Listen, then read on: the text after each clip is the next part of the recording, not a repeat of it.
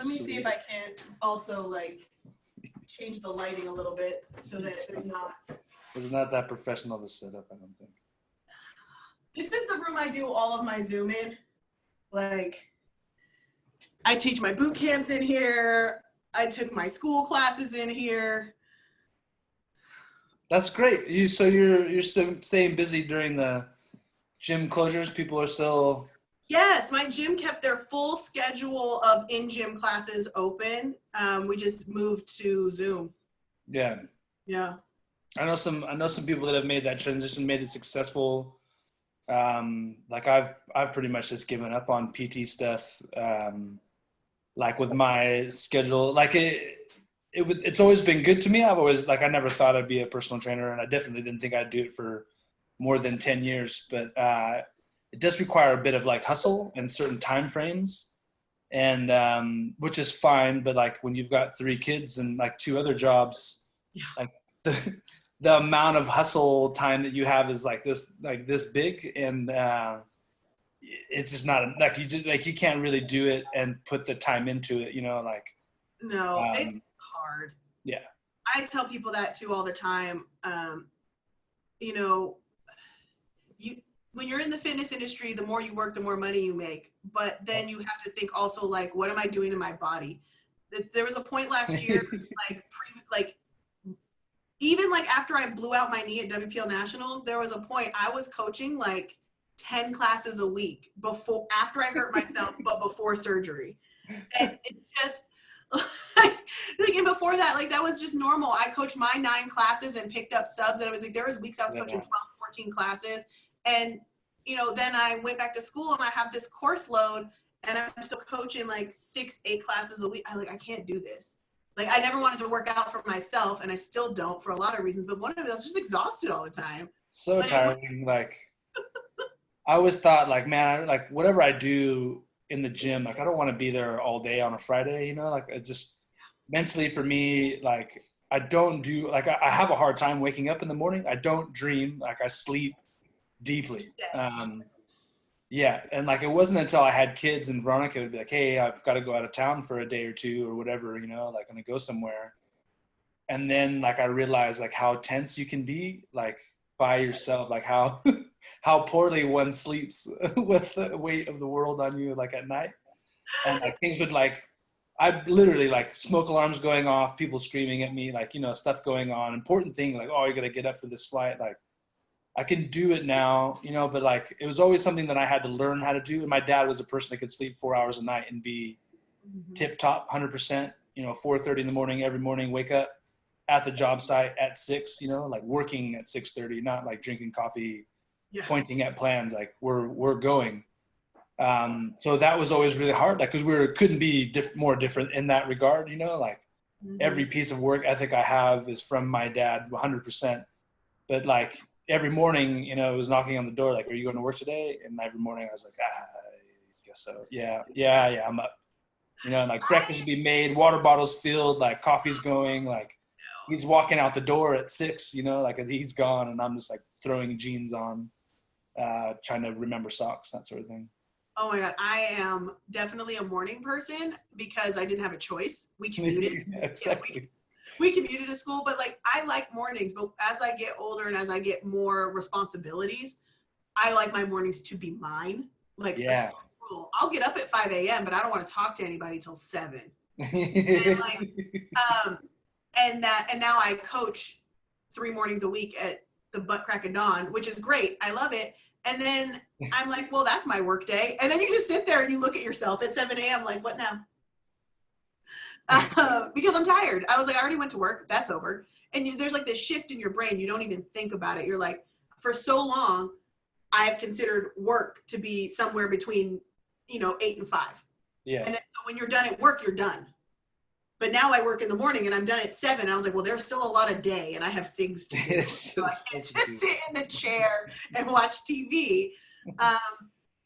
So it's a little bit of mental shift, and also just like, but I like to get my workouts done in the morning as well. So like if I'm just my most productive first thing in the morning. So it's like I go to work, I do errands or respond to emails or whatever else. And then I'm like, well, I'm tired. I don't want to work out. And then you can't get me to do anything I don't absolutely have to do on a deadline after that. Like I shut down at, well, nap time is at 1 and I shut down at 3. So like you can't get me to do anything after 3 p.m. I'm like, don't talk to me. I'm done for the day. Yeah. So right now and Veronica, again, like she's probably working 60 to 70 hours a week in environmental health and safety services with the things that are going on in the world. Yeah. And then I've got a full-time job with the Iron Neck. So like, but like she tries hard, like to give me time like today to do fun things and work things, but it can be really tough. You know, there's only so many hours a week if you're working 70 hours a week. And, if you want to actually sleep.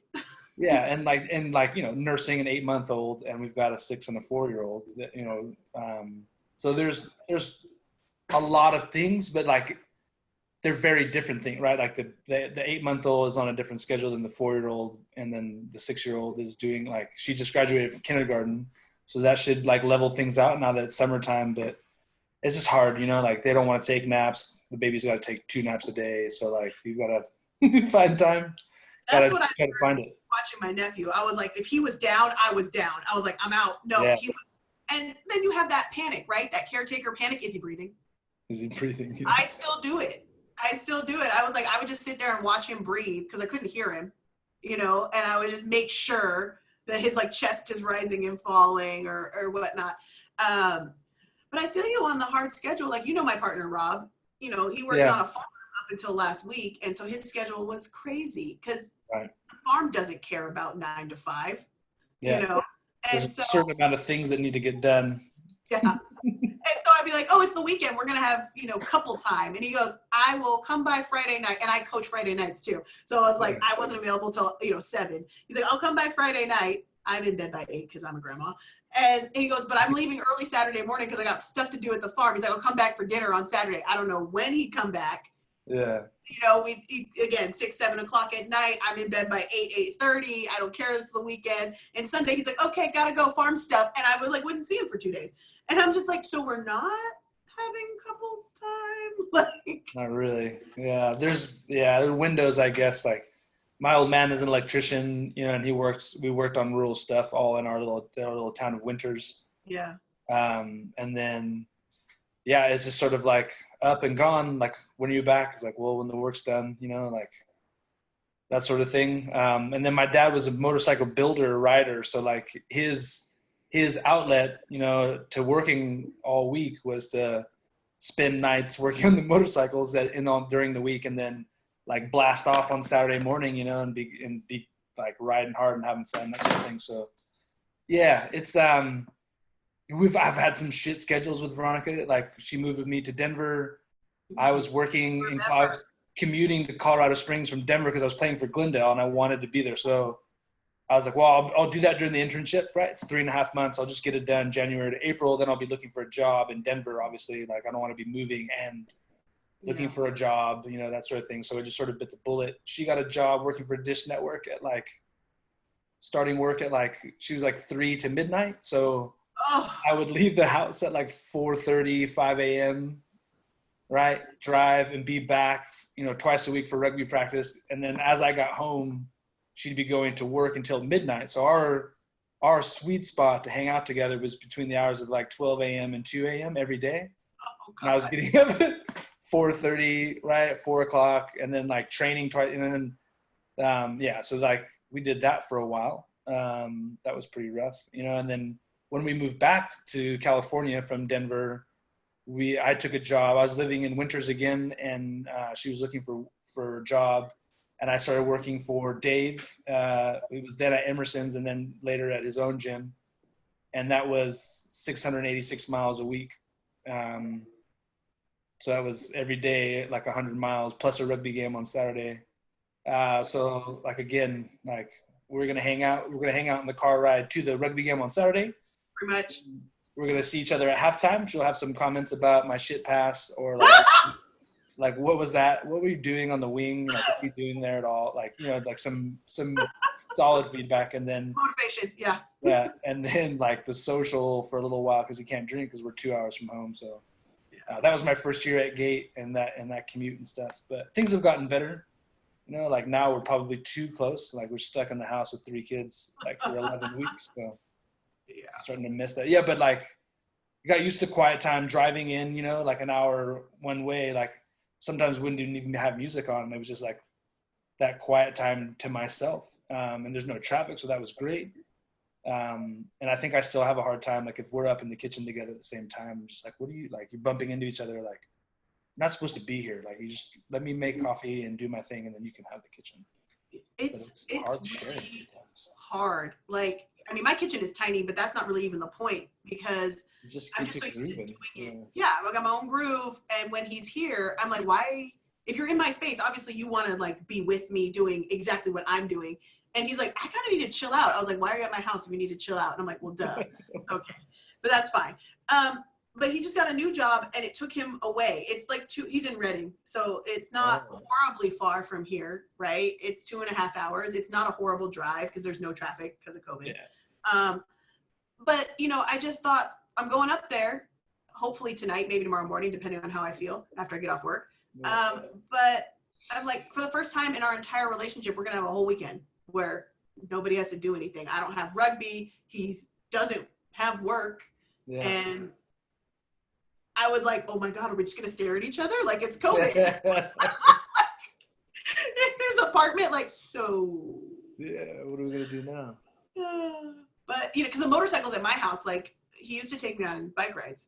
I mean, not very far because I have crazy amount of anxiety about everything. The first time I went on the motorcycle, he like drove me the back roads of 45 minutes to go so we could go to a movie. Yeah. And it was cold and dark and I wasn't wearing the appropriate jacket. And then I started having anxiety because we're going really fast. And I was like, I don't like this. I'll drive next time. I'll drive. Take a cab. Yeah, but no, it's relationships of any type take work. You have to communicate. You have to like meet each other somewhere on the continuum of the middle. So anyway. We always say it's a choice, right? Like you can get up and choose to do something different any day you want, but like every day you choose like to be with that person for all the good reasons. So it's been good. Yeah, we've been together for 16 years and married for it'll be 10, I think, in November. Yeah. Oh wow. So found a way. There's always been the two of you the whole time I've known you. So yeah, that's true.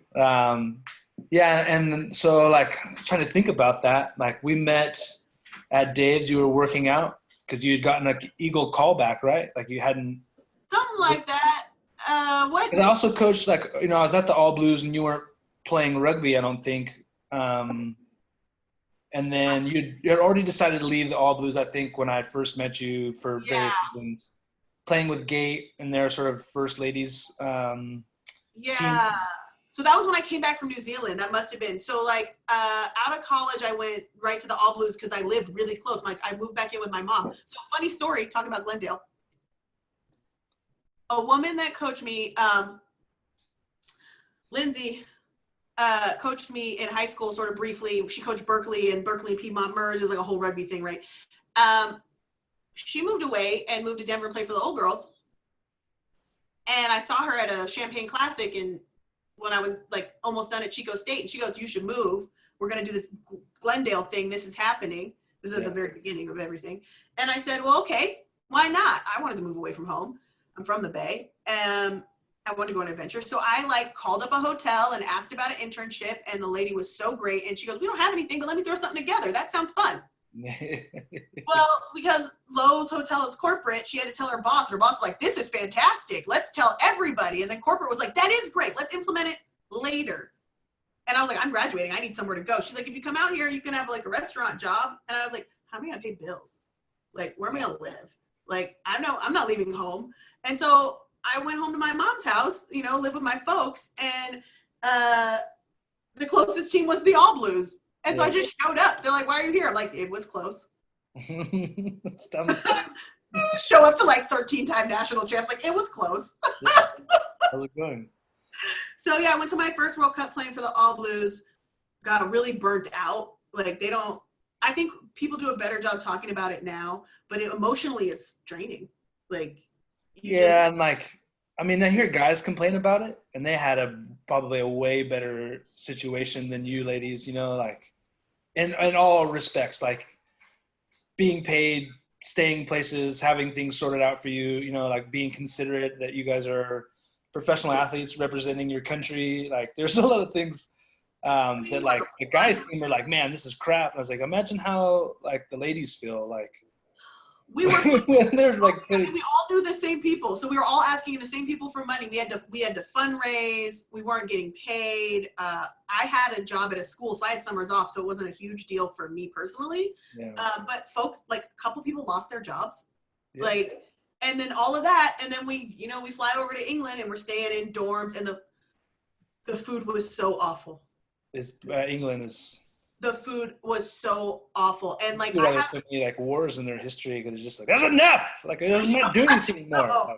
Like that's why they had to go off and like pillage other countries. They didn't have any spices. They didn't have anyway. But it also wasn't very high performance, and I feel like the United States might be sort of on that like cutting edge of like performance nutrition more so than Europe, just based on my personal experiences there. But maybe England, France, and Italy aren't good examples. But I don't know, or Ireland. Yeah. But I have some dietary concerns, both religiously and just digestively. And there was a point in time where it had been like 2 days I hadn't eaten anything. And I'm just like sitting there at dinner and I tried to open it. I think it was a yogurt. I don't know what it was. I opened it. It spit and like dumped all over me. And I just burst out crying in the dining hall. I was just like, I can't do this. I haven't eaten in 2 days. We have 3 practices a day.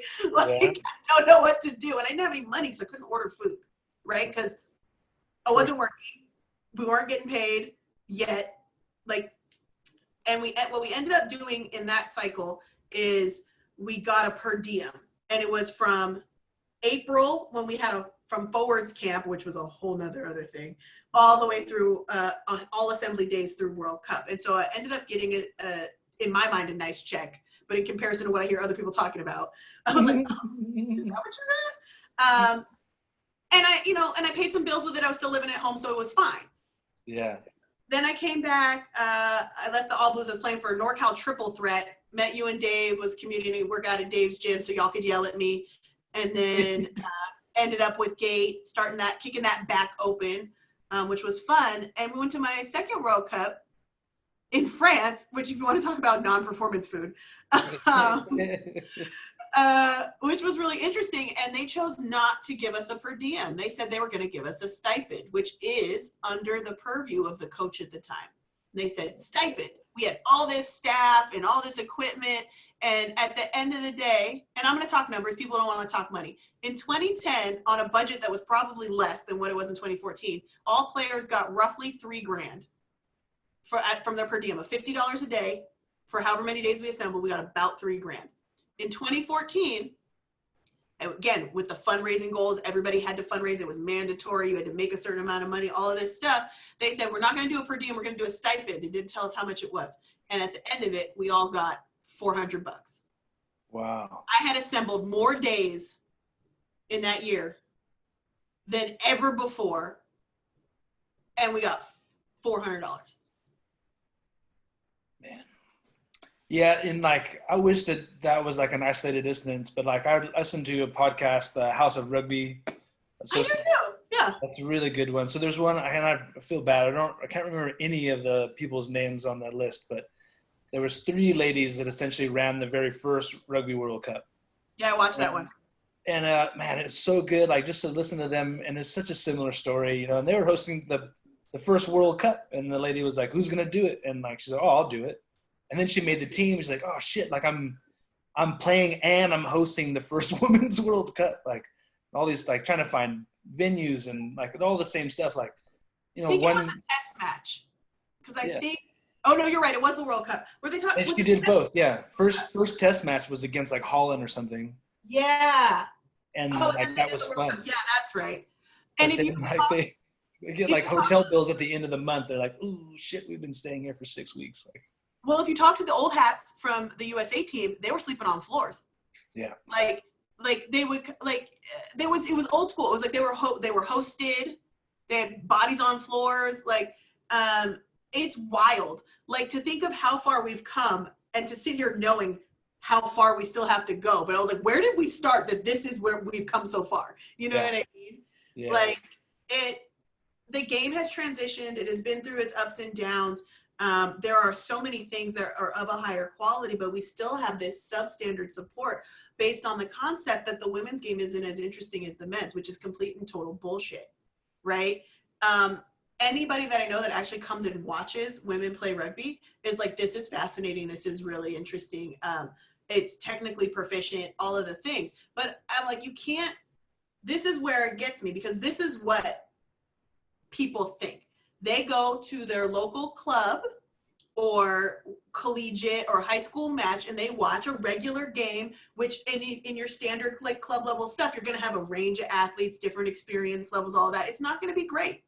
It's going to be tough to watch. Yeah, it's going to, no matter who you watch, but they go and they say, oh, it's women's rugby. And then they watch this regular game. Like, it's not that interesting. I go, nobody's rugby is that interesting at that level. It's just not.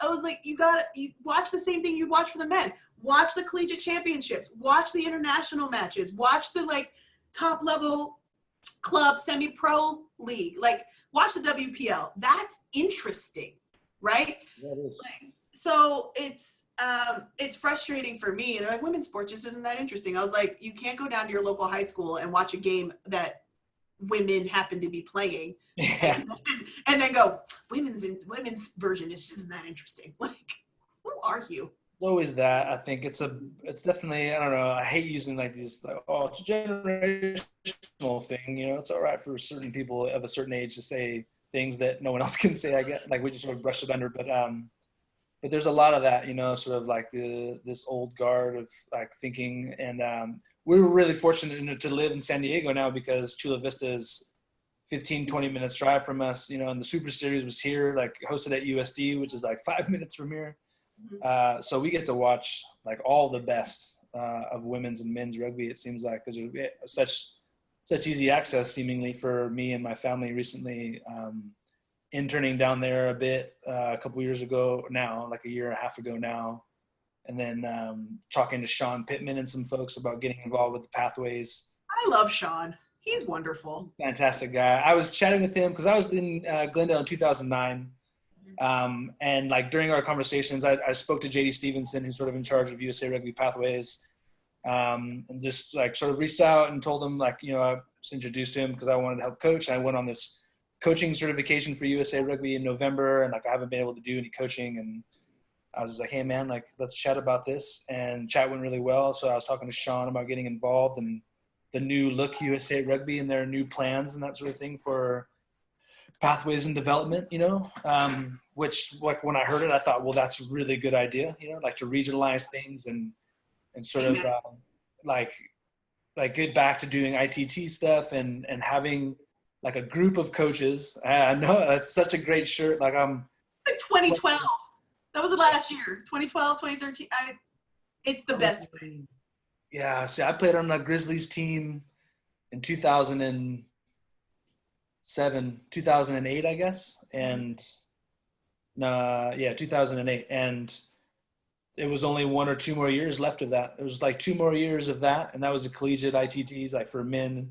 And it went away. The ladies went away. Sevens went away before that. And they got rid of 15s for the senior side, you know, well before that. So everyone that I've talked to about it, you know, like, and again, maybe I'm fortunate just to be interviewing my friends and stuff, but like everyone agrees that like ITTs is like, that's the only way, you know, to play local competition and sort of build your way up into these like county, like, you know, sort of provincial teams and sort of building up and making the funnel, you know, sort of funnel elite players to the top and not worrying so much about your D2 or D3 season, because that should be a pathway to playing on your provincial side, which, you know, like there's very workable systems in place. We don't have to be reinventing the wheel and having people crisscrossing the country in order to get your club competition sort of like. It's exclusive, just it's cost prohibitive. Like if you can't afford it, you can't do it. Yeah. And then so it's automatically excluding a part of the population that might have something to contribute to a higher level game, right? Or anybody with parental responsibilities, taking that much time and financial resources away from your family. Like, that's All nuts. business owners taking out loans to pay for rugby trips, you know, and like that's what I keep asking is like, as good as it is, and I've won several national championships, you know, like I've been fortunate to play in a bunch and win a bunch and like at various levels of the game. And like at one point we had to choose between spending $40,000 to go to Denver to play for the D1 championship after we'd already won the Super League, going to be playing the exact same team, but in a club format somehow. Yeah. Or playing the nation of Tonga, who was number 10 in the world in 2013. That was a good game. That was a great game. It's such an unreal experience. Like I've never seen so many 4X red t-shirts in my life. Like we took over another street and like it was a home game for Tonga, which was like an unreal feeling, like to play those guys and watch the Sipi Tau and like be tackling Nile Latu and stuff, you know, and trying to hold them up so one of my teammates can smash them out of bounds. Like it was an unreal like gift. But we were like technically SFGG was sanctioned for that game. They were looking to fine us and sanction us the next year in NorCal D1 competition, which we only played in that year because USA Rugby and NorCal made us. And we were supposed to get a stipend for USA Rugby for the travel because we were going to go to Denver twice, Texas once, and host a semifinal in a month. That's 4 weeks every week, going to Denver 2 weekends in a row to play an 80-minute game. And we're like, hey, listen, you guys said you're going to pay us, you know, help us with this. We're not going to do that now. I was like, Tonga's in town, like, and we're going to do that.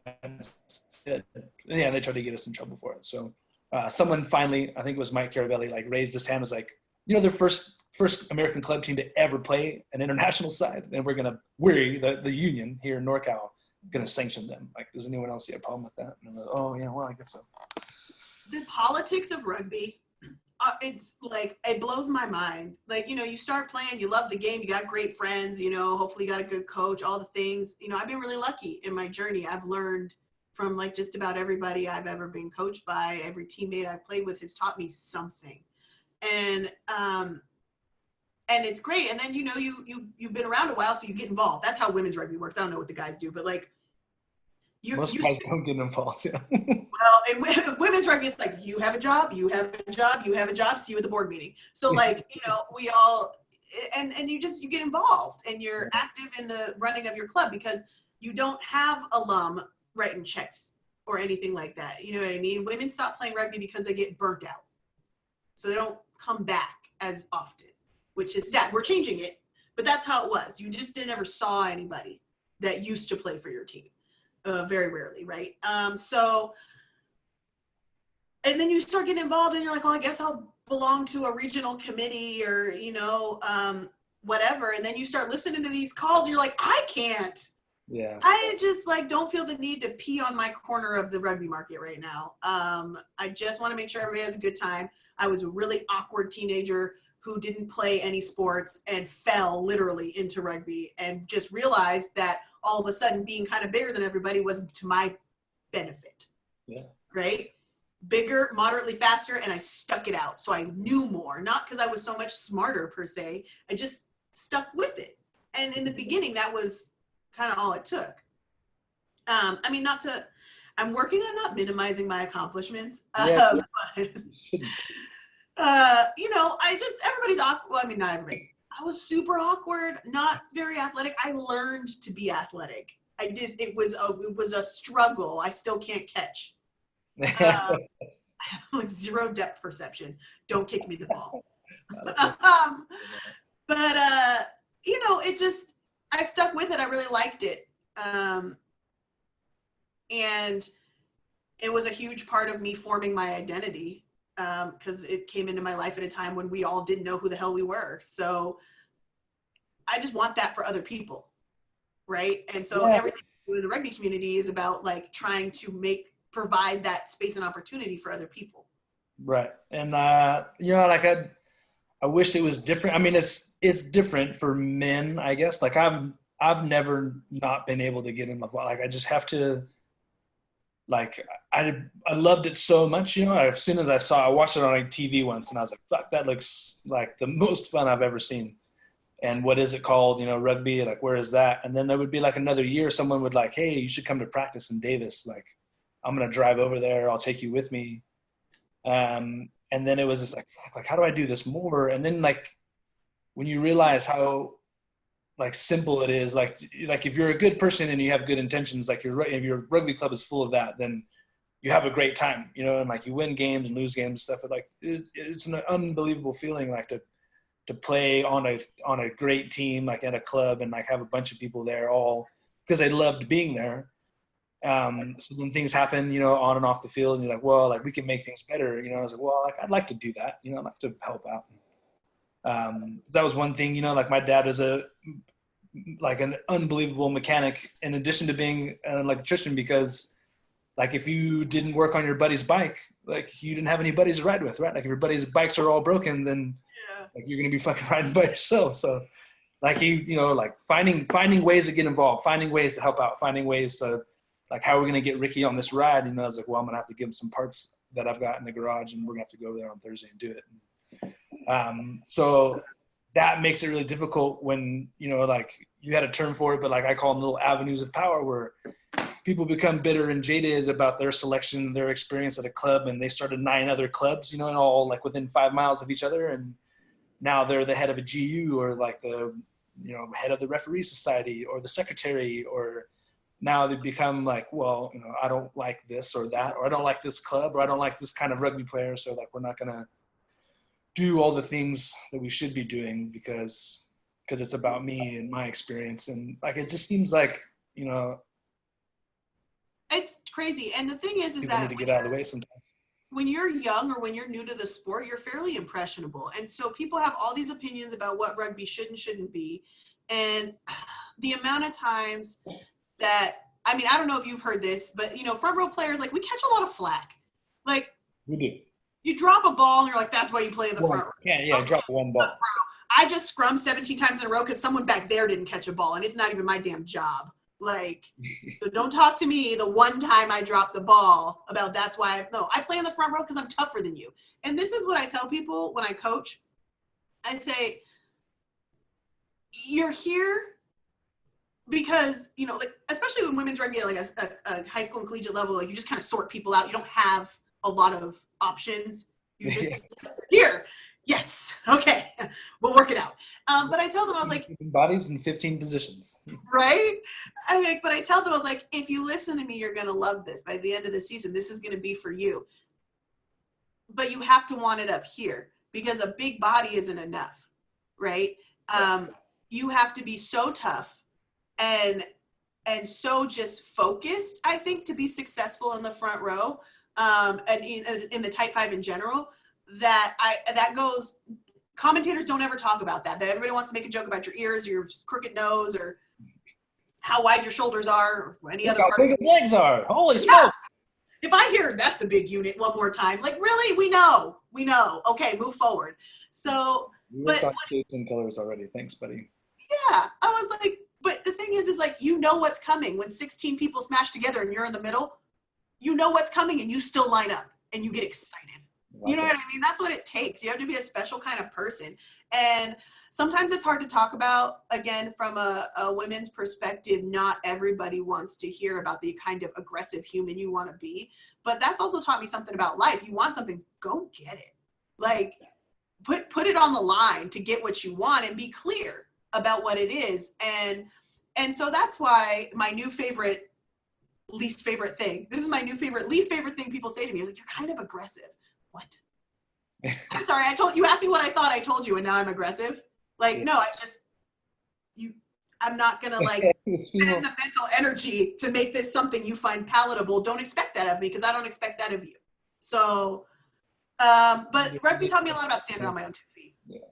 People can't handle like I think it's just like the difference between discourse and like an argument, you know, like, I've got an opinion, I've expressed it. Like, it's not an invitation necessarily for your opinion, you know, like, you're welcome to it. But like, if you're going to challenge that opinion, like, well, then you're going to have a conversation.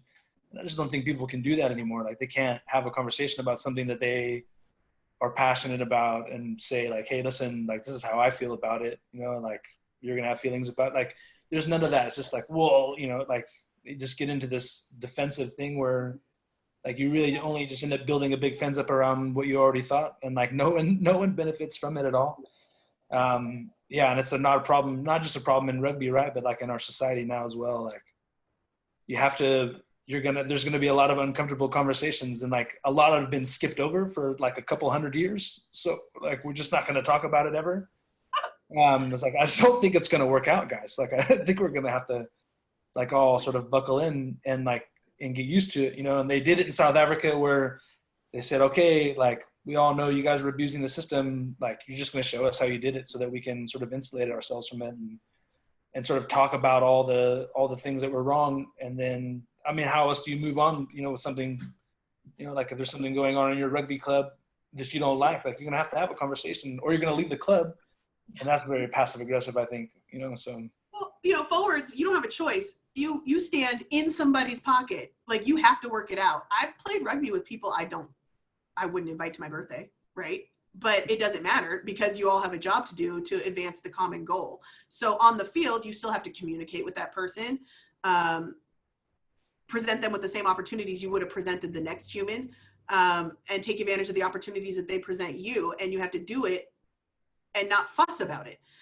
Forwards don't, and forwards especially, you don't have time to fuss, okay? You don't have time to not like something and then be in a snit about it, because you have to literally stand inside somebody's pocket with them. And, you know, okay, my defining moment on this, it was like in that 2010 cycle. It was before I got into the Eagle Pool, or maybe just after. So it was really early, like 2008, 2009-ish. And the Backs had a Backs camp in the Bay or in the city. And because the women's team has no money, we were hosting players. So I had a couple players over at my folks' house. My mom is semi-famous in my rugby community for her breakfast and packing lunches for people. Thanks, Mom. There's always, everyone knows at least 3 moms that like sort them out on a like Friday night, Saturday morning. Right. And I remember I you know, so since it was a Backs camp and I'm a forward, but I live close, I'm like hosting, and I'm looking at their luggage. And one of them, I was like, where's the rest of your bags? And she goes, no, this is it. And I was like, what's in there? It was a weekend camp, but I was like, what's in there? And she goes, 2 pairs of shorts and a sports bra. And I was like, where's the rest of it? She's like, what else do you need? I was like, I got 2 pairs of cleats, 4 sports bras, because if we have 2 a days and I'm sweaty, I need to change it out. Consequently, also 4 pairs of spandex for the same reason. I was gonna say 2-day trip, 4 pairs of underwear, like. Right, and then like, and I was like, and 2 pairs of shorts, unless I could fit 2 more in there, because really they just get sweaty and yucky and gross. And then I was like, and a change of socks. And I was like, so I can't go anywhere without the entire kit bag. And she's like, well, that just seems like extra. I go, no, that's like the necessities. That's like the bare minimum. You can't do it with less. My favorite, I think, was it was a Golden Gate trip. We were going to play Old Puget Sound Beach. It was OPSB back then, before their Saracens and all that stuff. And we went up there, and we fly out of SFO. And I think I was still living in winter, so I might have stayed the night somewhere in Oakland. Drove over to SFO in the morning, and we go to get on the plane. And Mile Pulu, who at that time had, you know, Eagle call up and camp, and like was just an unreal like rugby player. And like he showed up with a Forever 21 bag, like a yellow Forever 21 plastic bag, not a big one, right? Like not what he meant, but like pajama pants, SFGG hoodie, flip flops with socks, you know, and like a Forever 21 bag.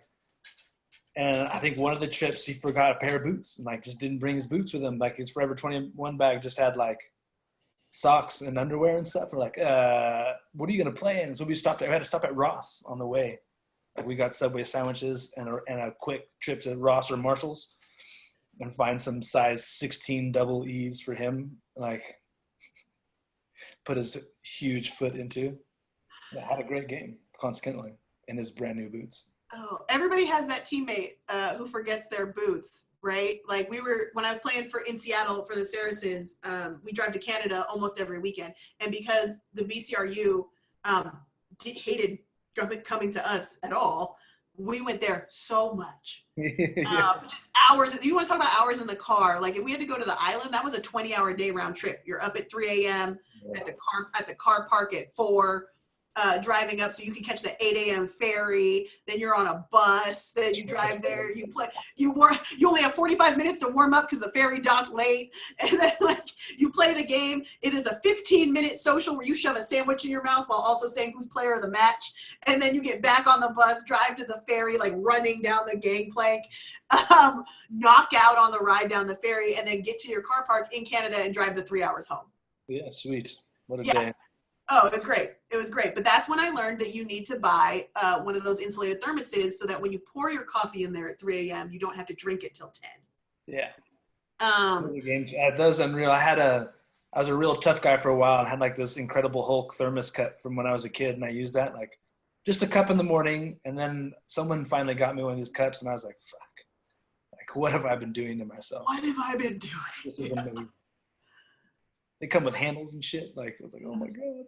Well, and you know, it's so funny because you do anything for a certain amount of time, you have your routine. Like I can play rugby anywhere, or so I thought, because I know what to do on a game day. Yeah. You know, you roll up, you pack, you know, your bag is packed because my bag is always half packed because I don't ever unpack it. And then, you know, I get up, I have my breakfast, which up and until I was like 24, my mom made for me, and I miss it. And I know. Yeah. I feel like the day's not right if mom didn't make me breakfast. And then you roll to the field, and it takes me 20 minutes to put my socks and boots on. So I get there early because I know I'm going to start by taking off my flip-flops. I'm going to get a sock halfway up my foot and then stop to talk to somebody. 15 minutes later, I'm going to finish pulling that sock up and then stop and talk to somebody else while trying to put on the second sock, but I never sat down. I've lost my boots. Look, it's just a whole production, and I know this, right? But I moved to Seattle, and I was not prepared to commute hours and hours. I didn't know how to manage, like, when to eat, like, because you're up way earlier than you need to fuel yourself for the game, right? So that just takes a while, right? Or like when I was playing for Gate but living in Sac, and I quickly realized that no matter what time your kickoff is, driving down there day of is horrible because you're always going to get stuck in some traffic you didn't expect and be all of a sudden late. Yeah. And this was like the running joke, and Tiana Granby will tell you, I never had my socks. It didn't matter what I had. I never had my socks, and God bless SFGG literally giving me a pair of socks every weekend, pair of black socks. I never had them. So now I have like 7 pairs of black socks. One, sometimes only one, right? But I laugh, but it was funny because they asked, at my second World Cup in France, they did a little video, and they say, are you superstitious? And I was like, no. And they said, well, you have a pregame ritual? I go, I just kind of check my bag and make sure I have socks. And that's been my thing ever since, because I never do. And there's nothing like more anxious making than you're like, I don't have any socks in here. And I wore flip-flops down, so I don't even have like any socks. Right. It's a very Golden Gate thing to do, like to rock up in jandals and be like, yeah, I don't have any socks, bro. Well, you know why you do that. You do it too, and you know why. It's because your feet are too wide, and now they're swollen because you spent all season in cleats on hard ground, because in California it doesn't rain enough for the ground to ever get soft. And so your foot is now like a half size longer and 3 sizes wider than it is during the winter. And you can't fit in any of your shoes. Like messing up the size. All my Tongan buddies, they just take their socks and tie it like above, like right below their kneecap. They just tie it like a little, like a Rambo bandana, like around the knees. And I saw them doing that, and I was like, I wonder why they do that. And then like I showed up to one game without socks, and they're all like, and then I looked around, and they're like, they all had them on their knees, like in their shorts, walking around. I was like, oh, yeah. So you won't lose them. Pretty much. That's like, yeah, I don't know. I've never forgotten my boot. Well, that's not true. I only ever forget my boots when it's important, like when you can't go home. You can't go. Like I've forgotten them maybe twice in my whole career, and after 20 years, that's not too bad. But I have definitely made the emergency Ross trip a couple of times. Living in Seattle, home wasn't distance far, but I was coming from work, and I got halfway to practice and realized I didn't have boots. And there was no way I was going to make it home in Seattle traffic and then back. And I have like 3 pairs of cleats. I always have 3 pairs of cleats, but nothing was in my car. Nothing was in my bag. And I stopped it. And you just don't have those options in a city. Like Ross is somewhere else. So like, I stopped at like a real soccer store. I was like, I'm about to be out of whack. Like, but I have to get these boots. I need to go to practice. We're doing scrummaging stuff. Like I have to go. And luckily I found a beautiful pair of boots on sale.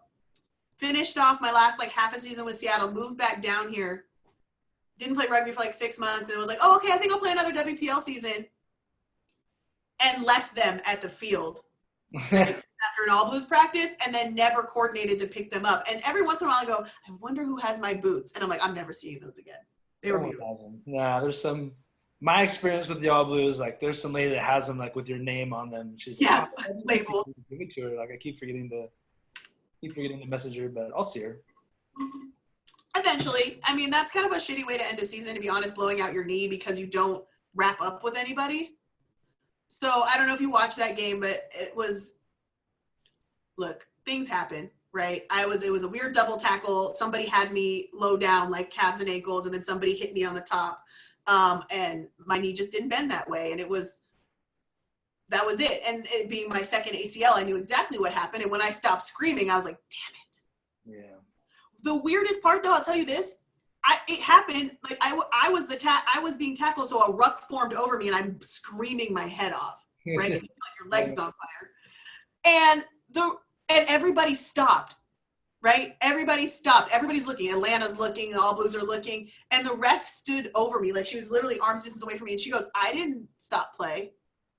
And everybody's looking at each other I still have the ball. Everybody's looking super awkwardly at each other. And so like somebody picks it up out of my hands and like awkwardly passes it to someone who's flat footed. And the defense kind of goes like this. And then somebody just like drops it out of bounds. And then she whistles it. Like I'm still on the ground, like writhing. Everything's happening. It was like within the 15. Like we're just all packed in there. And I was like, this is so awkward. And as I'm screaming, the screaming died down. I was like, no, you didn't stop play? No? Okay. Yeah. Give us a break, Beth. I was like, this is the definition of stop play. I am the play. I have the ball. You can't play on from here. I've been watching some of the older games. I go back and watch the 2013 Lions tour, and then watch games now. And like the amount of time it takes a referee to stop a game now in a pro game, I guess they're mic'd and there's the touch judges or assistant referees, sorry, or like talking to them as well. But like, it's like guys' arms go straight, right? Like get the reset button pushed, like they go rigid, and it's like boop boop. Oh, hold on a sec, guys. We're gonna check something real fast. Like it's almost instantaneously. And then like watching games from 2013, where like the guys are all the way unconscious, and they're just like, "Hey, buddy, like, are you okay?" Like giving them the poke, and they're like, "I don't know," like. Oh, I mean, everybody has that teammate or has been that person and has had that coach. It's like, oh, you got your bell rung?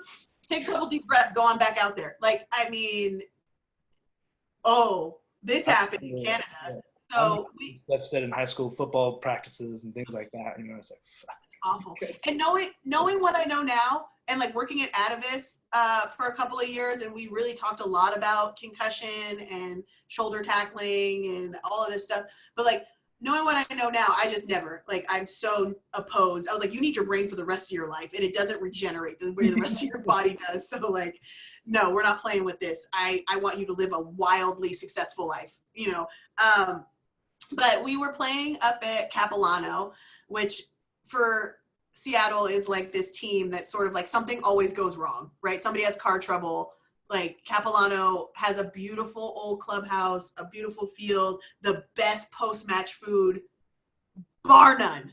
Yeah. Best post-match food, bar none. But there's something that always happens to us, like it happens to Seattle on the way there, right? So this trip was no different. Somebody's tire leg blew or whatever, but we were playing, and the field, when we got there, it was cold. The field still had ice on it, so they delayed our game several hours. Which Capilano was close enough that we were driving and we didn't have to catch ferry or anything. So that was like annoying, but not horrible. And then like, they're like, well, we're just going to start this game. And I was like, there is legitimately still solid ice over here by the tri-zone, and we all have metal cleats on. I refuse. I refuse. And so they moved us up to their second field, which is still really nice. For those of you who've only played rugby in the US, other people have at least 2 fields.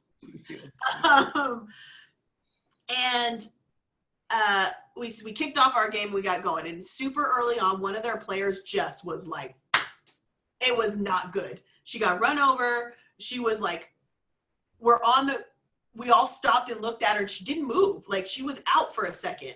And then they woke her up, and she stood up, and she went over to the trainer. And then her coach tried to send her back on. And our entire team was like, looked at the ref and was like, you know, she stopped moving, right? Like, you can't. And so he sent her off. I think it was a male ref. In Canada, it usually is. And he sent her off, and he said, and the coach was like, I said she's fine. The medic says she's fine. And the ref goes, it's my call. I say no. And I was like, that's the right choice, right? Because the next week we play Capilano again at home at Magnuson, and they had that girl in the lineup, and she started, and we, again, very early on in the game, we're like, God, is that girl on the field? And it was a line out, and she got lost. She got lost coming to the line out, and they were just like trying to direct her back in. And I was like, our trainer like marched on the field and pulled her. It was like, absolutely not. She just started crying. This girl's like crying. Those are concussion symptoms. Yeah. Disorganization, random crying, like, this is not acceptable, and you should not be playing rugby. And there's not enough education, I think. I mean, we're working on it, right? It's getting better. But there's not enough education globally so that people know that this is a real thing, that you can't just be putting, like, brain swelling is not good. It's really bad for you, yeah. And a lot of what I do for Iron Neck is sort of like talk to people about research and lots of like the way that neck strength works, you know, like slowing your head and neck down, like from rapid acceleration, could help you like prevent those types of things. And there's some people out there that like, I don't know why you need to train the neck. You know, I don't know why you don't like, I see it as it's a muscle group. You should train it, but like, it's not important. It's not going to reduce concussion. And I was like, these are athletic trainers and physical therapists, you know, that are responsible for athletes of like high school kids and college kids. And we have these not arguments, but like sort of, again, like these discussions where they're like, I don't, you know, like you're just trying to sell me a piece of equipment. It's like, well, that's true. That could be great if you bought one. But like, really, like I worry about the hundreds of athletes at your university now because you don't think that neck strength plays a role in reducing or mitigating concussions. And well, this is what happens. People go through school at a certain point in time, and the research says one thing, and then they never think to review the research moving forward because they get in their groove. And what do they normally see? Sprained ankles, maybe some like cuts or like busted lips or whatever. Yeah, and it's like, it was all about ankles and knees for so long. It was all about ankles and knees, and now it's about concussions. And I was like, look, I've had 2 knee surgeries and an ankle surgery. I'm fine. You know what would not be fine? Not being able to think through a whole sentence, right? I know so many people that no longer play because they couldn't make their brains function in a linear fashion, right? And that's not cool.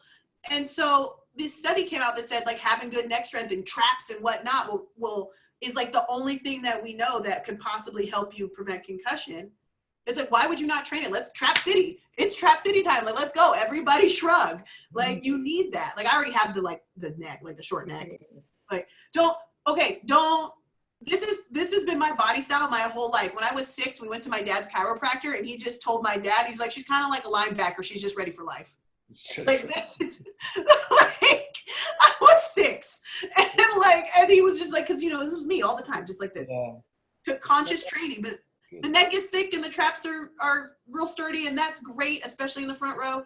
But what people really don't know about concussion is that so much of it depends on personal durability. So you could have a twin, and you all could take the same hit at the same time, and one of you could be severely concussed and one of you could be fine because some of it's hormones and some of it's personal durability. And emotionally speaking, you are more vulnerable if you're having like a really difficult emotional state, right? You're super stressed out because of finals, you have something going on in your life and your feelings are all over the place, whatever it is. The more emotional stress you're under, the different type of hormones released, the more potentially vulnerable you are to concussion. And that's important to have that, like, you know what I mean? Yeah. Like, as a coach, you need to know that about your players. If your players are looking like you know this, like they're distracted, right? Like if there's something going on, they're not focused. It's not just knees and ankles anymore. It's knees, ankles, heads, everything. Like we need to care about our whole player, and we need to be on top of educating ourselves so that we can take the best care of them. Yeah. Right. Well, that was one thing, the All Blues remain like the most organized rugby like community that I've ever been a part of. Like I was blown away by like how much effort, how organized the effort was. Like there's things about clubs that people like and dislike, I guess, in every club, but from where I was like as a coach and then later as a supporter, Veronica played a season of sevens after a little while. And I coached for 2 years there, WPL on sevens. So like what a great group of people, and then just was blown away by how structured it is and like how that structure makes it easy for them. And part of that structure was being the good teammate policy and looking after your teammates and friends and that sort of thing. And sort of like, I guess you could say, guys would say it's an unspoken thing. Like we're always going to look out for each other, but don't always, like we don't always like help each other make good decisions. I go to the Beachcomber quite regularly with the on-back guys, and terrible decisions every Saturday night there, So try to talk to them, but I'm also like 12 years older, so they all call me dad, and like I feel like I'm looking down at them. Hey, you little 24-year-olds, don't put that in your face. Yeah. But we don't say it, and I think that having a document and saying it out loud and saying, hey, we're going to look after each other because we're teammates and we want to do well. But there's more important things than just doing well on the field. So I thought that was, again, to your point, like it's a really important thing that we all should be doing as teammates, and it's not very widespread, and it seems to be sort of limited in its use to just the ladies, unfortunately. I've been really, really fortunate in my career. After high school, like we tried really hard to keep that team going in high school, and I made some friends that I still have to this day on other teams on my team. And then going to Chico State, which is one of the tightest knit teams I've ever played on. Like being there for those 5 years, yes, I took an extra year just to play rugby. Okay. But being there for those 5 years with the same coaches, with the routine that I understood, allowed me to grow my game. And it worked for me. I learned a lot about perseverance. We played a lot of tight matches, but we also like really looked out for each other. Like everybody was a good teammate in that sense. Like it's just your responsibility to make sure your friend didn't do something real dumb and regrettable, right? My first rugby party was like it was alumni weekends in the fall, and this was in the bad old days. Okay, so I'm not saying it's like this now because it's not. In the bad old days, it was alumni weekend or something. I don't remember. It was a very long time ago, fall 2002, and I am just this baby 18-year-old rookie who's been to like 4 practices, and I'm at the rugby party at the rugby house, and there's a girl that doesn't play rugby who got way too many in her. And, they started singing a horrible old rugby song, and they made her the focal point of it. And once we got her down off someone's shoulders, one of my teammates called a cab, paid it, and put her in it. And that was like my first like real introduction. I was like, here's a woman that you didn't know is not part of our team, but you saw was in trouble. And you were like, nope. And we corralled her, like put her in the cab. And we're like, where do you live? The dorms? Drop her at the dorms. He goes, what happens at the dorms? Like, she'll figure it out from there. Like, I mean, it is Chico, so I'm sure she did. But I was like, that was one of those times that I was like, okay, this is my responsibility. Yeah. It's not just my teammates, it's everybody I see. I can't ignore, because she had no friends there.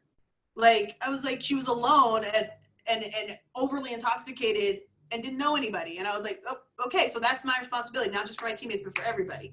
And then out of college and into the All Blues, again, you're saying that wonderful structure. Like, it's awesome. It's awesome. Like, everybody pitches in, everybody's responsible for something. It's not just about winning on the field, although we did quite a bit of that. It was about running the business of being an All Blue. And so that's when I started learning how to participate in that, like being on the board. Yeah. Just kind of just around all the time. I thought it was great the way that they did that, like to keep people involved, make sure the people involved aren't like actually playing, so you're not doing too much all at once. Yeah. And then spread the work out, and have committees and have groups of people sort of collaborating, working together as they do like in any other, anything else in life. Absolutely. Absolutely. And it's like, you have to be ready to also tell your friend when they're being a jerk. And I think that I had that conversation once or twice with some people that I'm still friends with. And most of the time they don't realize that that's what's happening. I'm like, you're kind of a jerk. And they're like, really? I'm like, yeah, but it's okay. Like, we can work on it. And I've had that conversation happen with me as well, because I can be kind of a jerk. In fact, when I moved to Seattle, it happened several times right in a row. My transition was a little rough. I'm not going to lie, because, it's like, I came in kind of big in my britches. I had 2 World Cups behind me and a bunch of rugby experience, and they were all really young. But a phenomenal group of athletes. And I came into a structure that had already been going through transition anyway. And I rocked the boat. I wasn't purposefully rocking the boat, but I did it nonetheless. So there was a series of conversations that had to happen between A, my unintentional boat rocking, but B, my communication style with my teammates, because they were all, like you said, I was solid like 12 years older than everybody. It's different. Like, when I was a rookie, somebody was like, Jesus Christ, do your job. Right? And you just did. You sucked it up and you did. And if you say something like that now, that's not what they're used to, nor should they be, really. And it took me a while to sort of come to that conclusion that just because I had been talked to like that all through my career by teammates and coaches didn't mean that I had to continue speaking like that to my new teammates and the people that I would coach, right? And it was a really hard mental shift, but I had brave teammates who would approach me after practice and be like, you hurt my feelings today. You said this and this. And I was like, I didn't, and at first I was like, oh my God, suck it up, snowflake, right? But I was like, no, what I said didn't have to come out of my mouth like that. It wasn't like heat of the moment. Like, I was just like frustrated and like things I was frustrated about, and it's like, all of a sudden I was like, God, I'm the dick teammate. That's horrible. I need to do better. So I had like a little bit of a personal, evolution when I was in Seattle. And I think it made me a better teammate. And it reminded me that you never stop learning, no matter who's around you. Just because I was older than just about everyone didn't mean that they didn't have anything to teach me, Yeah. Something, that I've been trying to get through. I don't know if I coached that way or not, but like when I was captaining and playing and stuff, I think kids today they do communicate differently. They do take information on board differently. Their goals and things like that are different, I think than even like people our age, because I'm 35 now and I'm playing with 22 to 26, 7-year-olds. So I think there's just like a lot of people my age, like they're being coached by someone that's just like, yeah, like you said, like, just fucking do it, right? Like, just do it better. Why don't you know how to do, like, they're kids. They don't know how to, like, my kid, I love my kids. My kids are dumb. Like, they're 6 and 4. Like, they don't know how to do anything, like, they only know what you show them. So like, if you're not showing them everything that you want them to know, then can you expect that from them, but like at the same time, like my first 3 years at Golden Gate, Mile wouldn't pass to me, literally, like be wide open, try, like just me and him. He's got to take on 4 or 5 guys in a game or in a touch game at Tuesday, Thursday, be playing in a semifinal for the championship. And it's just me and him and I'm wide open, right? He'd be like, I'm going to take these 4 guys on. Like 3 years, he wouldn't pass me the ball ever. And then one day, like I caught one from him and I was like, oh my gosh, like, hey guys, I made it. Like I'm finally all the way on the team. But there was a couple other guys too, where it's just like, no, I'm not going to explain to you why. It's just like, just get out of the way, or either do it better or get out of the way.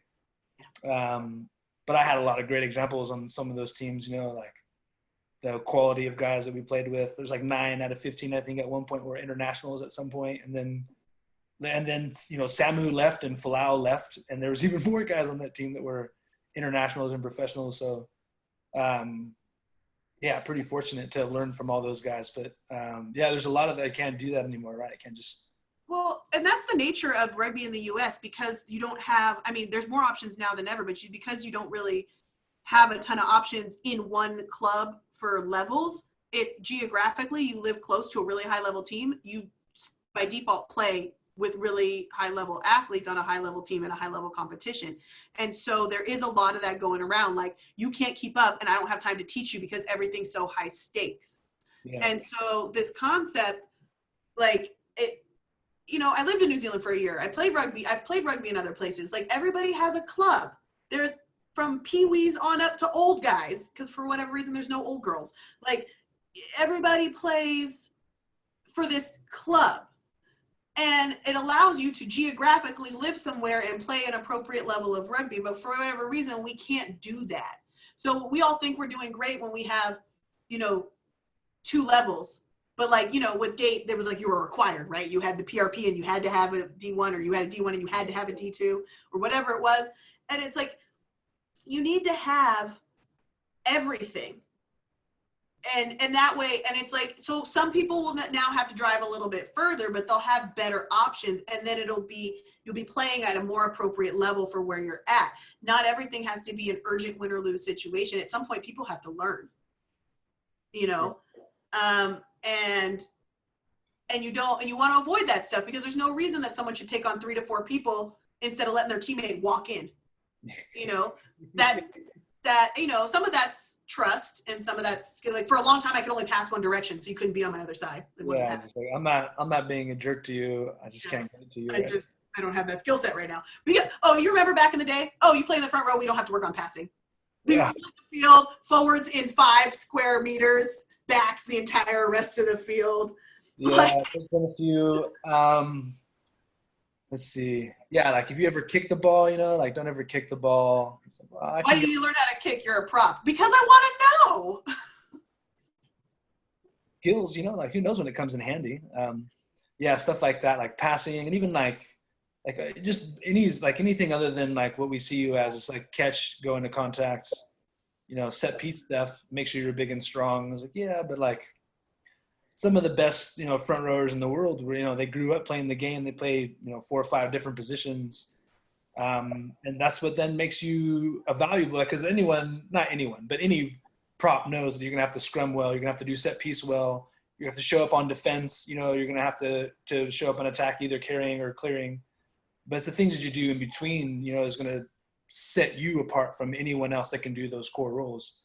But, you know, obviously core rules come first, and then what you bring to it as an athlete after that is what separates you, gives you your X factor. And like, you know, New Zealand front rows, they're always talking about them, about how they're in space and their catch pass is outstanding. It's like, dude, they work, even the All Blacks work catch pass twice a training session, you know, like the beginning and at the end.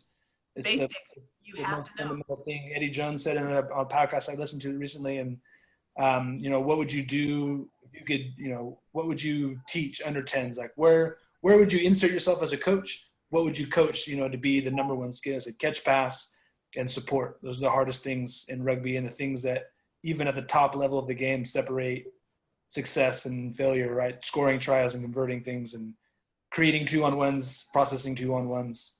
So if you could, you know, if you distill rugby down, right? Everybody's heard this. Rugby's a series of 2-on-1s. And if you haven't heard it, it's true. Rugby's a series of 2-on-1s, or that's what you're trying to accomplish, right? So it's, can you identify and isolate that 2-on-1, like you were saying? And then also, like, if the pass isn't perfect, can you put out the effort to gather it? I think that is one of my largest frustrations in general about the game in this country, is that people are so very, it's A, then B, then C, 1 goes to 2, goes to 3, goes to 4, that when something happens that isn't perfect, you automatically assume it's the other person's fault. Look, they're doing their best, but what is going to make this work is you also have to do your best. Yeah. You can't just sit and be like, it wasn't right here. No, wasn't here. Just try. Just try. That's it. That's all I ask. And when I moved to New Zealand, that was what I noticed. Okay, moving to New Zealand was a trip. I rock up to this club, and I'm like, I don't know what I'm expecting, but I'm excited. Nobody knows the laws. Nobody. Scrummaging was interesting. It was either a joke or it was more than I knew what to do with. And then just or revolving, like, and it's really it was a lot more casual at my team. Like, you know, you came, but if you had life, because people had kids and families and funerals and things and that, it was fine. You know, we played 2 rounds. No, like, the majority of players didn't show up till the second round. You know, like, it was so different. Like, you know, coming from the All Blues, like, you show up. Everybody's there early. Then you have boots on by this time. And you come to everything. You have to. You don't have a choice. Nothing's a choice. You're at everything. You're like, got an arm falling off. It doesn't matter. And then, like, you know, New Zealand's like, you know, family stuff. Okay, cool. So, and then, you know, I was like, my first couple weeks of practice was like, what are we doing? And then the game happened. And I was like, oh, this is what we're doing. Everybody did a little bit more, right? The pass wasn't to hand, but you aimed for it. Like, I wouldn't call it 50-50. I'd call it 75-25. You're like, you saw half an opportunity and you're like, yeah, let's do it. You know, everybody was just ready for anything. And I was like, I will take ready for anything over being able to recite a law book any day. Any day. I will take, it was amazing. I'll tell you this is so funny. So we had a jumper, Sunita Lavave, who was 6 feet, like maybe a little bit more. And she was our only jumping option. Because why would you have another jumping option if your jumper is 6 feet tall? But we also weren't like super technical lifters. And I had come from a technical team, and I had played my first World Cup under a really technical forwards coach, and I'm small, so I have to be super technical. Small. And so, like, you know, we weren't always getting her off the ground, but again, when you're 6 feet tall and your arms are super long, like, it's fine. It doesn't matter. And we got to like our first game. We'd won every line out because how could you not? And then we got to our first game where they actually had like a good line out. And it was like, I think it was in Auckland, right? Because I was playing out of Porirua for Northern United, or Norse as they call it, Southside Wellington, if you need a bigger city. And the Auckland's line out was great. And I go, okay, well, hey, like, let's back up and jump somewhere else. And she goes, what? And I go, well, how about we just back up 3 or 5 steps and jump somewhere else because they've got our number. And she goes, what? And I was just like, never mind, do your thing. But, you know, it was awesome because, like, when I left New Zealand, she got selected to the Black Ferns, and I actually got to see her in France, along with Helen and Brenda Collins, who were playing for Manusina, or Samoa, for those of you who don't know who Manusina is, and a few other people that I had played with, and it was just really wonderful. Also, she, like, her jumping, like, I was like, oh my gosh, you're a whole new person. It was savage. It was so cool. But it's nice, right? You make these friendships and these, like, these bonds that go across time and space, and, like, maybe you don't talk to each other very often, but, like, you're really happy for everybody's positives, and then, like, and then if you ever go back, you hope to see each other and you get to catch up again, right? And New Zealand was a trip, and it opened my eyes to a lot of things, but that's when I really realized that technical proficiency, while wonderful, won't get you everything, right? Yeah. Like, you got to get to that last step, which is just the effort level. And I played with some truly fantastic athletes whose effort levels were off the charts, and it changed the way I thought about, like, all of my teammates moving forward and my assumptions about what a rugby player had to do, be, look, any of that stuff. So yeah, I was just, I recommend anybody, like, even if you don't play sports, if you've never left home, leave home, go somewhere else, live somewhere else. Yeah, you gotta get out there, like, find out who you are. You know, I talked to Ben Franks a few weeks ago now, and like, talking to him about traveling around New Zealand and just, you know, like, people, how friendly and casual it is there. And they're like, oh yeah, it's signposted, you know, take this car of mine and get out there on the road and do your thing. And you're like, are you sure? Like, yep, go for it. And man, it's just adventures. And like, he was doing the same thing in Europe, you know, like, he gets in the car and just drives around and has a loose plan. And but like, when you're you can drive, and you know you've got the skills and you can navigate, and like, why wouldn't you just have a bit of an adventure? And I think that's the difference. Is the effort that you mentioned and the technical proficiency. Like, eventually when you add experience to that package, as you get mastery, right? Like you understand all the ins and outs. You understand how you can win and lose, and that comes from, there's only one way to get experience, and that's to get out there and get it done a lot. I don't think kids play enough of anything. Like, I don't think we don't play enough. We don't have enough unstructured time in rugby, like to play games and even if it's conditioning based and stuff, but like make other people think and develop those skills that they don't have. I think that's a huge difference between what you mentioned, playing with those ladies, showing up to game day. Like, they don't have to be great on Tuesday and Thursday. They have to be there for each other on Saturday, right? And when you know all the ins and outs, it's like, yeah, we're going to be there on Saturday. And it just comes from years of experience and like skill acquisition. And again, like, listen to Eddie Jones talk. I listen to my buddy Charlie Purden talk about it. Like, we don't have enough games. Kids don't know how to play it. If you want to teach someone, proficiency, is like, watch them play in a street game, watch them make up rules and watch them bend the rules and then get away with what they can. And those sorts of things, like, that only comes from putting in that time and that effort, and also working on the skills. Cause like, eventually you're going to have to execute, right? If you want to get selected, you're gonna have to be able to catch and pass and tackle and stuff like that. But I'm not sure that that's always true, to be honest. I'm not sure, but I love what you said about proficiency. Like, watch them make up rules, like, and watch them bend the rules. My favorite game is called Rob the Nest. You played that, Jake? I think so. Yeah. So it's four corners, and you put a pile of balls in the middle, and it's a separate team on each corner, and they send one runner. And the objective is to get 3 balls at your individual cone. Yeah. But you never put enough balls in the middle that's like possible for like more than one team. Yeah, and so then you start stealing from other people. So the rules are only 1 ball at a time, only 1 teammate at a time, no flag guarding, basically, right? But so I played this game with my Sac State athletes, and it was hilarious, right? Because I'm trying to play more games with them. I want them to be a little bit more loose, but because I was coached up under a more rigid system, I fight my instincts to like nitpick, right? And we were playing this game, and I explained the rules, and my team this past season was really into knowing exactly what we were going to do. Yeah. And so I'm explaining it, and one of my athletes goes, "So 1 ball at a time?" I was like, "Yep." And she's like, "1 person at a time?" I'm like, "Yep." "Can I lay on the pile?"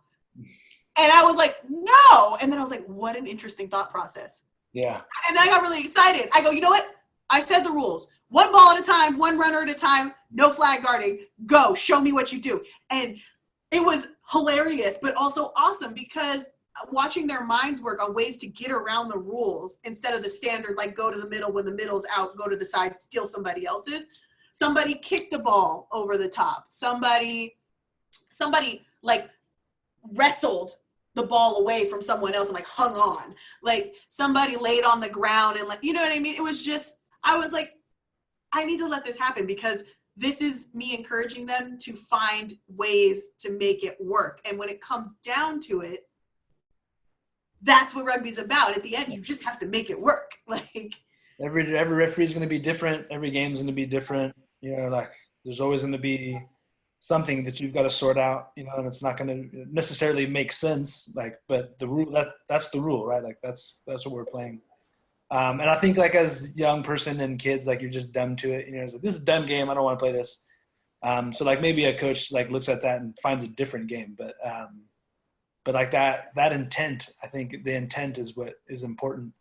And pulling it together and saying, this is why we're doing it this silly way, like after you, and then have variations, right? Like, hear lots of coaches saying, like, as soon as you can complete a 2-on-1, you need to challenge that athlete again, because like, they're not learning. As soon as you can do 2-on-1 1,000 times in a row, great. But like, there's all these variables going to come at you during the game, right? So like, they add little things, like at England and New Zealand, they make them do certain things, hop over things, spin around, or eyes closed, or start really close to something and catch and pass really quickly. But that variation is how, like, we continue to adapt as humans. And that's true of like our anatomy and physiology, but also like how we think and how we, like gain mastery of certain things is by challenging it in different ways. And one of my favorite ones of those, like that example, is I was at a football camp, Tim Brown, William Floyd football camp at like Santa Clara University.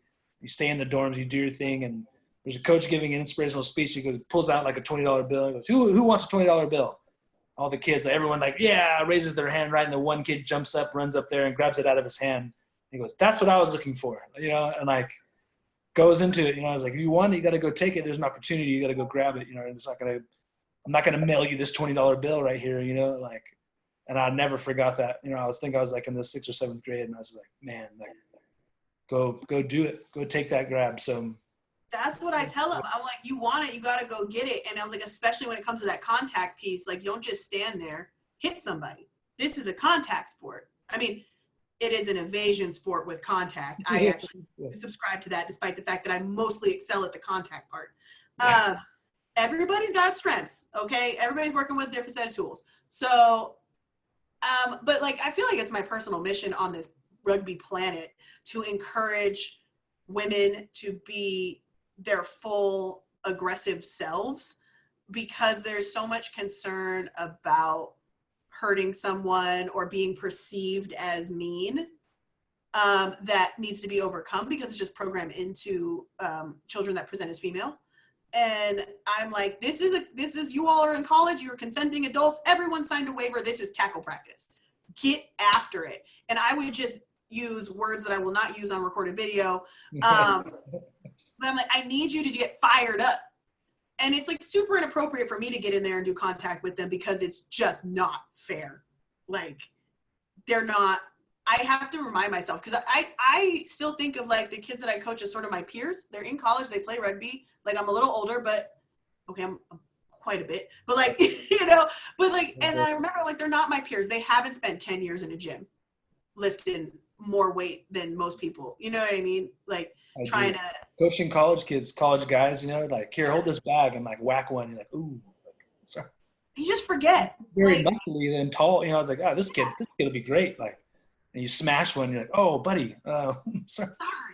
They don't have the body awareness. They haven't figured out their personal sweet spots for making contact like awesome. But I try to mess somebody up. So here we go.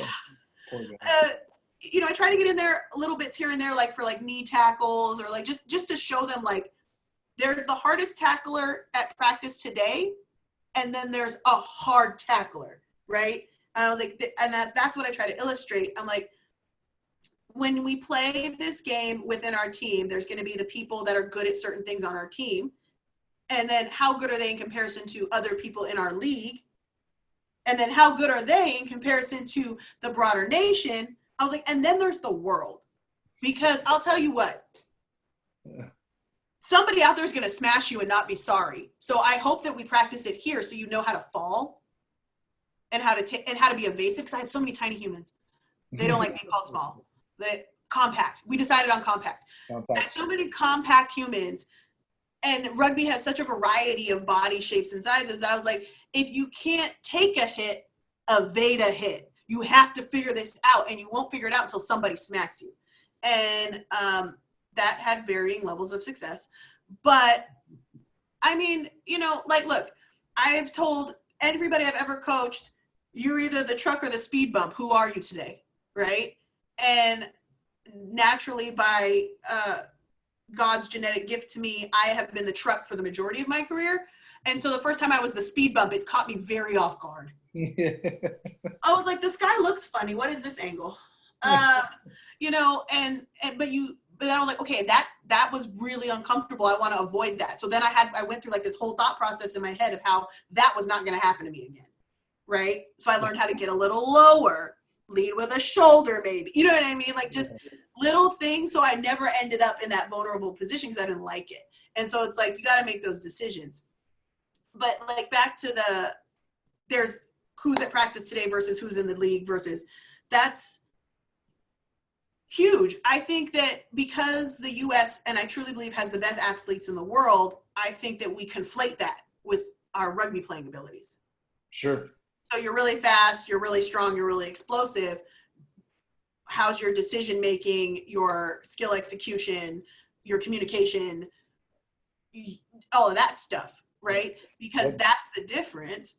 Yeah. And like, here I am. I moved up to Seattle after my second World Cup. I played rugby 16 years at this point. No one stays in the front row that long. Like, I mean, they do. That's what front rowers do. We stay that long. But like, you know what I mean? I was just like, to have that much experience on a club team is rare in the women's game, to have that front row player be kicking it up there still. And having had started at the front row, I'm not talking like started playing rugby 16 years ago at wing and moved your way forward, which happens. But like, I've been in the front row that whole time. I was like, I know what I'm doing. I'm a good prop. I've been to 2 World Cups, playing the Canadian League. We go to Canada and get my, I was going to say something I don't want to say online. Okay. I'm like, I just get my ass handed to me. And I was like, oh, my neck is sore and I have like face burn. And I was like, what is this? 16 years of rugby. And I was like, there's skin missing off my face. And I was like, how does that happen? Well, I figured it out. And I started trying to learn how to do it back. And and there was just club rugby. Just the contact piece, the scrummaging was so much more intense than I was used to. Like, I had been in some big collisions with some strong packs, but like the technical proficiency and what do they call it? The dark arts. The dark arts. That's my favorite name for it. Right. The fun stuff. I was like, I don't know the fun stuff. I only know how to smash people really fast, which is fine. But you get to a certain point, you're like, you got to learn something. Yeah. I learned more in the 2.5 seasons that I played for Seattle. And thank you, Liz Kirk, my mentor. Like, I would have not ever figured out that there was more to it had I not been playing in that league and for Liz. Yeah. Like, I can't extol like her talents enough, because she just blew my mind on the daily. Every time I was like, cool, I got this. She was like, and then I was like, there's more? Yeah. It's wonderful. And to have a dedicated scrum coach, because we ignore our big friends, right? Yeah. We don't think that there's more to it than a large impact. And there's so much more to it than that. You have to get inside somebody's brain. You have to be cognizant enough of your opponent to crawl inside somebody's brain and pop the top off some truly ugly stuff. Because if you don't, and it's an equal contest or they're slightly bigger than you, your team loses all of its attacking ball. And this is what people don't understand. You need a good, solid, consistent scrum to provide what we call front foot ball to the backs to then go do whatever backs do that commentators love, right? Right. It's impossible to get anything going moving backwards. Like, it's so hard. It's so much harder, but it kind of all starts with that front row being like, here's what we're going to do. Here's what we're going to try. And the persistence to keep trying different things to find what works for you. I got my little setup. I got my go-to moves. And when that doesn't work, I try something else. And none of it's illegal. And that's the other thing, because I think refs love to say this. None of that illegal front row stuff. None of it's illegal. Yeah. It isn't. Like, if I line up square and do the things that I'm supposed to do as outlined in the law book, anything I add is not illegal. It's just skill. Yeah. You're welcome. Yeah. No, and it's hard. Like, people ask me, like, why do you oh, you love the scrum? Like, yeah, I love the scrum. It's fantastic, and I don't know if I'll be able to like put into words. I'll never be able to explain to you why it is so great. Like, it's just one of those things. I've been watching a lot of documentaries like on strength, a lot of stone lifting and stuff. Been quite prevalent in various countries, and it's all pretty much boils on the same thing. It's like, we want to see who the biggest and the strongest is. We want to see who the most skilled is, and like, this is just the way we've been doing it for thousands of years.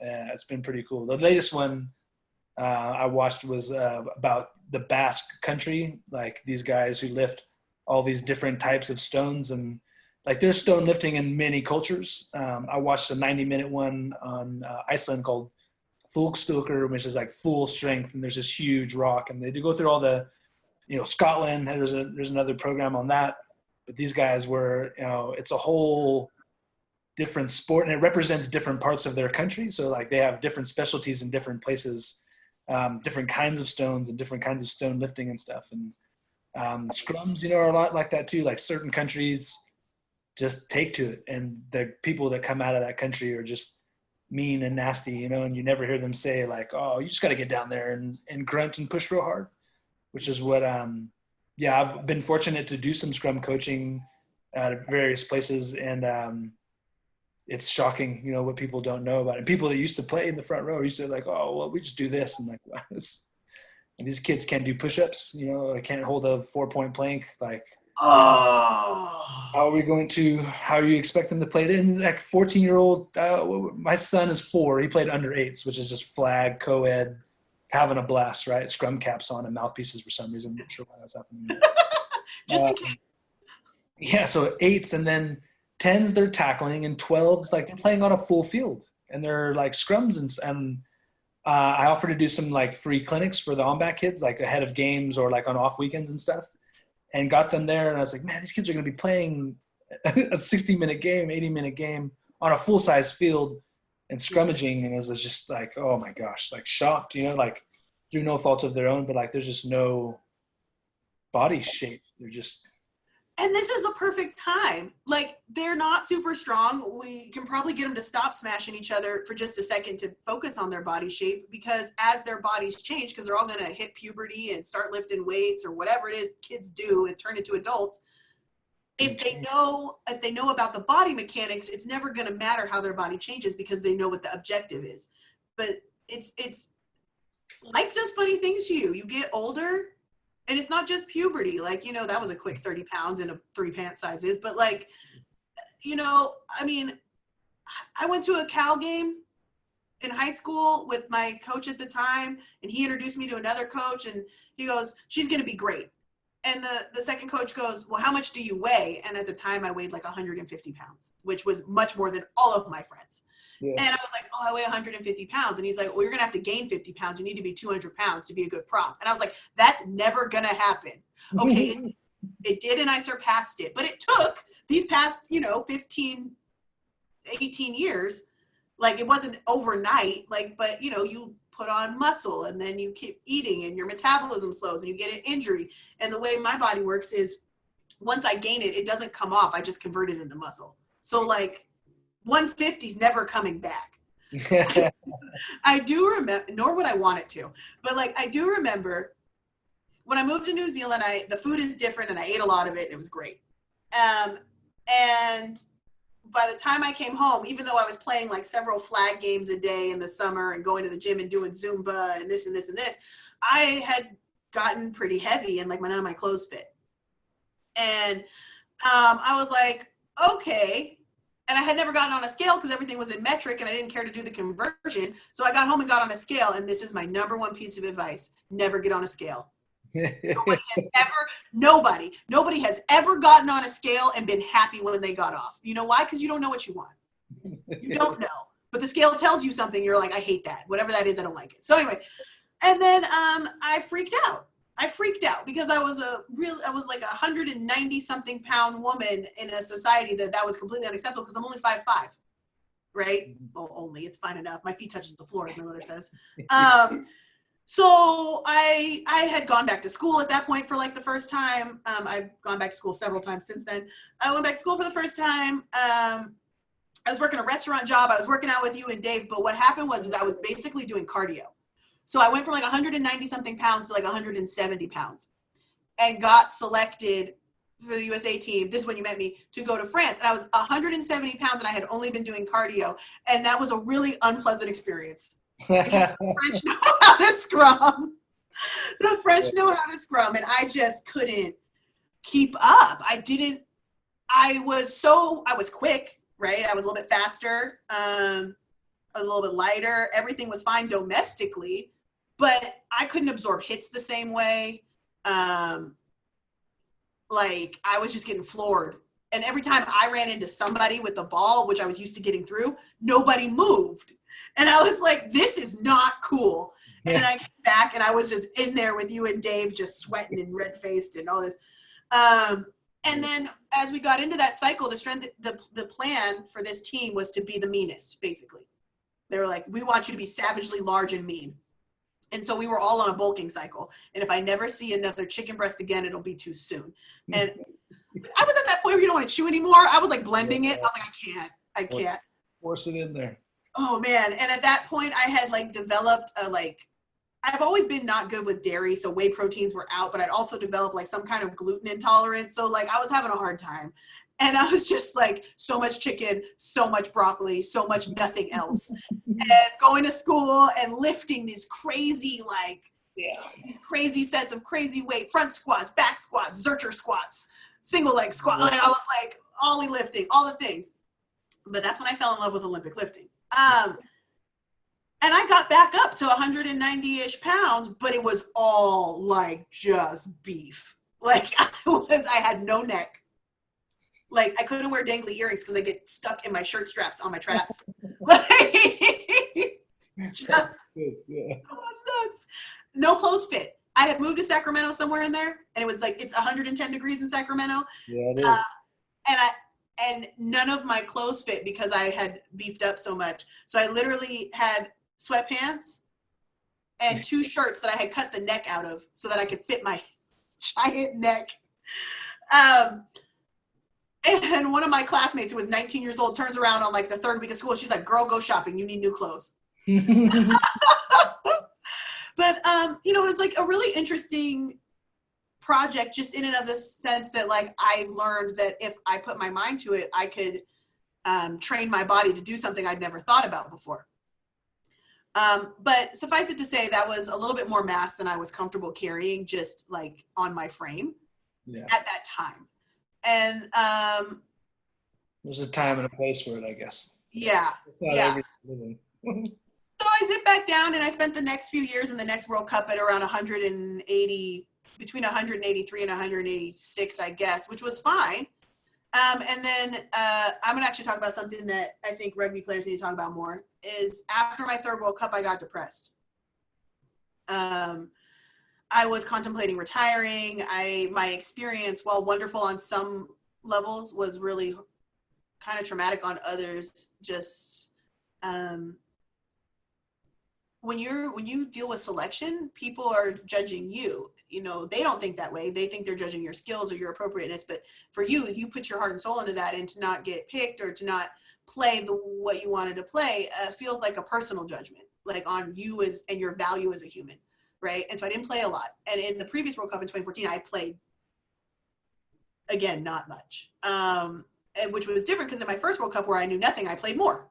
So I, you know, take from it what you will. You just kind of have to accept because you can't change. But I got really depressed, and in that I was sleeping all the time, and I just thought I was tired coming back from a World Cup because I went back to work full time. But on the weekends, I just sleep. And I went on what I call my fuck you diet. I ate pizza all the time. Yeah. And, you know, and then I moved back to Sacramento and I was a little bit more isolated. So even though my sister lived down the block, I had left my social network in Seattle. And so the depression intensified. And when I fed myself, it was whatever I could microwave or order. And one day I woke up and realized that there was something wrong with me. Because what I realized is I just didn't feel anything at all. And that's not normal for me. I feel everything all the time. And I started making strides to do something about that because I didn't want that for myself. And around that time, I started looking at myself in the mirror and realized that eating only things that microwave or deliver does weird shit to your body, especially when you stop running, stop playing rugby. Yeah, for sure. So I decided that physical activity is good for me, and I went back to playing rugby sort of occasionally with all those. I went down once a week and played in games. But the negative sort of self-talk, because when you go from being an elite athlete, I had like the lowest body fat of my life going into the 2017 World Cup. I was wearing medium-sized everything, which was like a never for me, right? Yeah. Tiny child-sized polos, which I always have liked, but now are actually fitting. And that's a joke for anybody who knows me. Small-ass clothes. And then all of a sudden, I just didn't recognize myself. And so I was like, you're no longer an elite athlete, therefore you have no worth. And it took a really long time to convince myself that that wasn't true and that there was no legitimate reason to hang on to that. I was like, I got that body because we practiced twice a day and had to walk a half a mile to eat at the center. Like, you know, there's just no way you can replicate that environment while living a well-balanced life. And so I had to learn how to accept that my body had a different purpose now. And so that purpose and that function was going to be served by a different look. And that had to be okay. But I didn't have anybody to talk to about it. And so it was just really, really hard because you don't want to talk to your teammates because they're still playing and you don't want to dump on them. And you don't want to talk to people that have already retired because you're like, what if it's just me? Right? Yeah.